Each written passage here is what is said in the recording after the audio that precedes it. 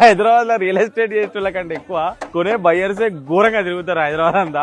ఏం తిరుగుతారా అయ్యా, గిర్రా గిర్రా గల్లీ గల్లీ తిరుగుతారు. ఒక క్లయింట్ ఫోన్ చేసి 2:15 కి ఫోన్ చేసిండు, నేను లంచ్ కు పోవాలి 2:15 అవుతుంది అని చెప్తే 10 minutes లో వస్తున్నా అన్నారు.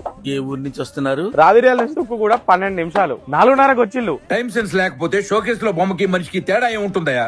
4:30 వరకు ఏం చేసిందంటే గ్యాప్ లో వస్తాంటే 9 ప్రాజెక్టులు చూసి వచ్చిర్రు.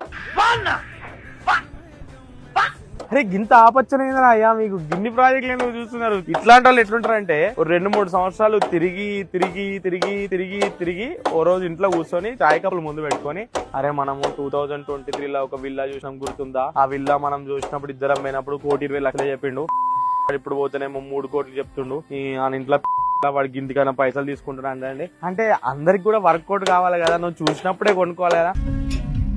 అంటే మేడం వచ్చింది, సార్ వచ్చిర్రు, 2023లో సార్ వచ్చిండు, రెండు కూర్చోండి అన్న ఇవ్వండి. 2025లో మేడం వస్తుంది, 2027లో మేడం వాళ్ళ కొడుకు వస్తాడు అని చెప్పి మీకోసం ప్రైజ్లు అట్లే ఉంచుతారు.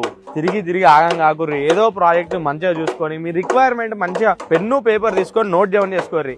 ఎంత బడ్జెట్ ఉంది, ఎంతలో చూడాలి, ఎన్ని బెడ్రూమ్లు కావాలి, ఎట్లా వాస్తు ఉండాలి, ఏం కావాలి, లోన్ ఎంత పెట్టుకోవాలి, ఈఎంఐ ఎంత ఉండాలి, కనెక్టివిటీ ఎంత ఉండాలి, అన్ని పేపర్లో రాసుకోర్రి. ఒక 3 ప్రాజెక్టులకు రౌండ్ అప్ చేసుకోర్రి. ఆ రౌండ్ అప్ చేసుకున్న ప్రాబ్లం ఒకటి ఫైనలైజ్ చేసుకోర్రి. ఈ గిరగిర తిరిగి డీజిల్ పైసలు వేస్తూ మీ ముఖాలు కూడా ఖరాబ్ అవుతాయి.